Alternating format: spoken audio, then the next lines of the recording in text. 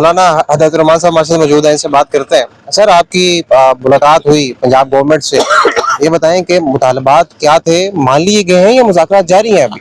دیکھیں، مان تو ہم ہمارے آئینی مطالبات ہیں جو آئین پاکستان نے ہمیں دیے ہیں، وہی مطالبات ہیں، کوئی غیر آئینی مطالبہ نہیں ہے۔ تو ہم مذاکرات کے قائل ہیں، ہم پرامن جدوجہد کرنے والے ہیں۔ اگر جھوٹ بولتے ہیں تو دن تو ختم تو نہیں ہے، تو ہم تو فساد نہیں چاہتے، پرامن جدوجہد کرنا چاہتے ہیں۔ مطالبات حکومت کے سامنے رکھیں، حکومت نے کمیٹی بنائی ہے۔ ہم فی الحال اسلام آباد آنا چاہ رہے تھے، میں لاہور میں روکا ہے۔ اسلام آباد تو قرض ہے، انشاءاللہ آئندہ آئیں گے۔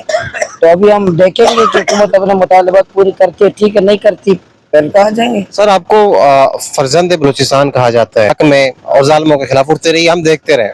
مجھے یہ بتائیں کہ ابھی بلوچستان کی صورتحال ہے کیا جو میڈیا نہیں دکھا رہا، وہ اس کے مخالفت میں معاملات جا رہے ہیں؟ جو یہ بیٹھے ہیں لوائقین، کیا یہ حق پہ بیٹھے ہیں؟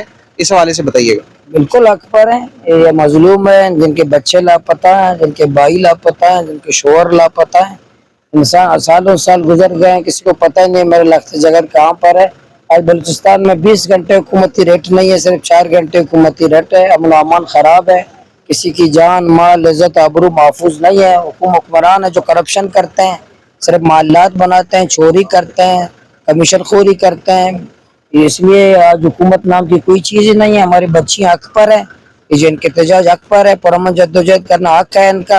اور یہ کیا مانگ رہی ہے؟ کوئی زیادہ چیز نہیں مانگ رہے، اپنے بچے پیارے مانگ رہی ہے۔ سر، ریاست تو یہ کہہ رہی ہے کہ یہ جو بیٹھے ہیں یہ یہاں پہ پرامن آ کے بیٹھ تو جاتے ہیں، لیکن وہاں پہ یہ پرامن نہیں ہوتے، وہاں پہ یہ فساد کرتے ہیں، وہاں پہ یہ دہشت گردی کرتے ہیں، وہاں پہ جو دہشت گردی ہوتی ہے اس کے خلاف جو ہے وہ بات نہیں کرتے۔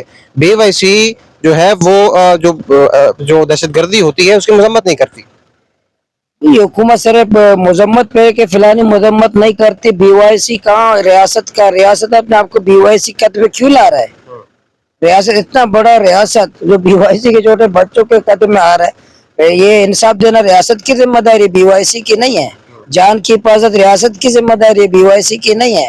عزت کی حفاظت ریاست کی ذمہ داری، بی وائی سی کی نہیں ہے۔ ریاست تو اپنا فرض تو پورا کرے، کسی تہذیب پہ الزام تو مت لگائے۔ اگر کسی نے جرم کیا کہ نوجوان کو اب لائیں، عدالت میں لائیں، اس کو پھانسی دے دیں۔